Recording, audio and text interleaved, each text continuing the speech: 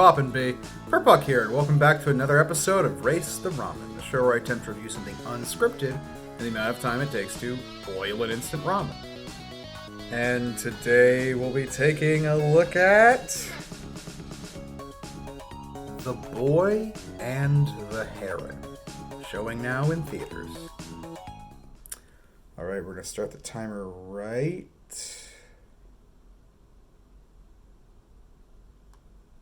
now. Okay, so, The Boy and the Heron. This is going to be a difficult movie to review, not just because I don't want to spoil anything for people who would like to see this movie blind, which I recommend you do. I might as well get to the point here and say I absolutely recommend this movie, but I guess I should explain why. The Boy and the Heron is the latest animated film out of Studio Ghibli.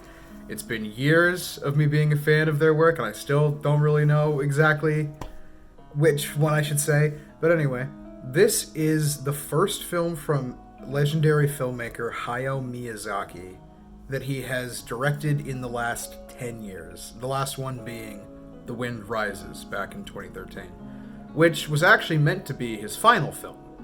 And I believe before that, like Ponyo and Howl's Moving Castle were supposed to be his final films. Miyazaki is kind of infamous at this point. Well, obviously he's beloved for being so instrumental in the creation of so many fantastic and respected, anime films. Princess Mononoke and Ponyo and Spirited Away, all that stuff.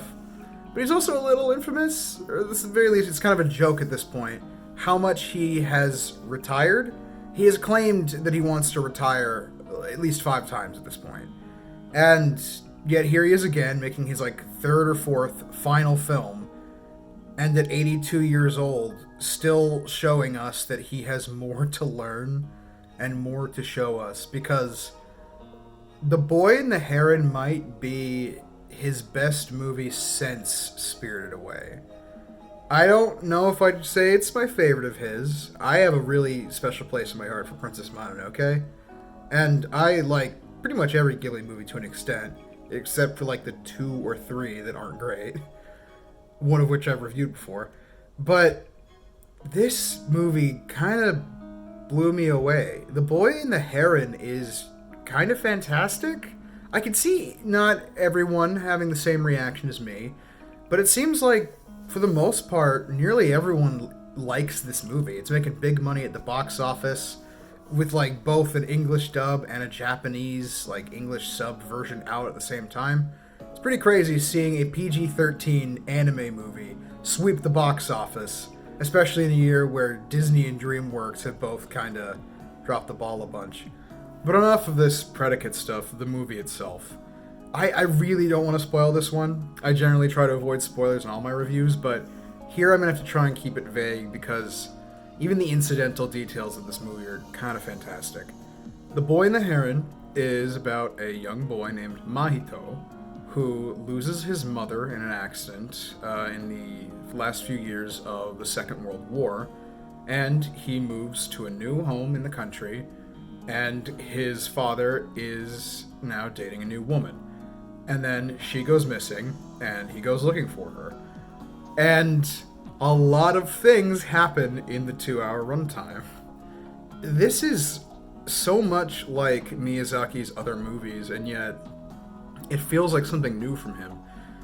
This is his 6th movie that has something to do with war or conflict. The man's a pacifist in real life, hates big war, hates destruction of the planet, all that stuff. It's emblematic of his style.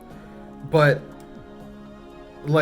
it's some of the most raw it's ever been here. You see some seriously violent imagery mixed alongside his typical gorgeous fantastical settings and occasional cute little characters with funny little designs. It's an insane balancing act, but the first half hour is almost completely down-to-earth grounded. I thought that was amazing.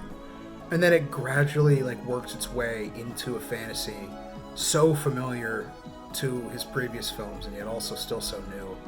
It's like a greatest hits album that also kind of looks in on itself, because assuming Miyazaki thought this might actually be his last film, and he is getting on in years, there's a lot of themes of like legacy, memory, death, and like moving on with things. It's generally like pretty serious and humanistic. Not to say it's not still like plenty fun, funny, and lots of other things. It's got a little of everything for everyone. It's one of those really good Ghibli movies. And even then, it surprised the fucking shit out of me.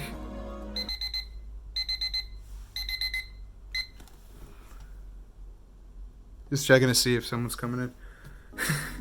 Hopefully that gives you a decent impression of what I think of the movie. I know I did a lot of like backstory predicate stuff here and very little actual discussion of the movie itself, but this is one of those go see it for yourself type things. Not everyone's gonna love it as much as me, but if Ghibli movies are generally seen as like a vibe, like Kiki's Delivery Service and stuff like that, they all have a different feeling to them. You just kind of feel that feeling all throughout, even if you're not exactly sure why you feel that way. It's like that. The Boy and the Heron is a vibe movie, like so many Ghibli movies are, but the vibe is different. Like, it's broad. It is like so much of the human experience in one story, in a way that feels parallel to Spirited Away, kind of, but also not copying it. There's so much to get into that I really cannot do justice in like a little 5-minute review, but just know it's really fun, really emotional, really interesting and well written and weird and cool and artsy, and it's gorgeously drawn. It might be the most impressive looking 2D animated film I've seen ever. I'm thinking about that. And in a year full of like high highs for animation and low lows, this stands out as something not just special, but like once in a generation kind of thing. We're lucky to be alive seeing this right now.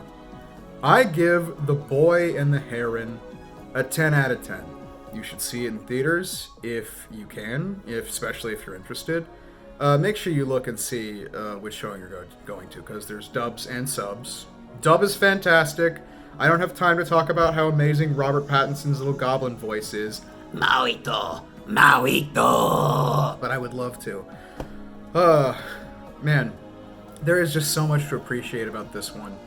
I feel like it's a crowd pleaser, and at the same time, like, an actually thoughtfully crafted, like, richly dense movie lover's movie. And the thing that if I had to make one complaint, if I had to complain about one thing, the title internationally is The Boy and the Heron, when the original Japanese title was, and I believe still remains, How Do You Live? Which, there's not really a joke here, but honestly, that might have not have been as catchy, but it probably should have stayed the title, because that's the thesis. It is a joyful, scary, funny, just emotional roller coaster, fantastical thing that just poses that question the whole time. An 82-year-old artist with an empire of imagination behind him, looking back at the world he leaves behind and thinking of the future and just asking, how do you live?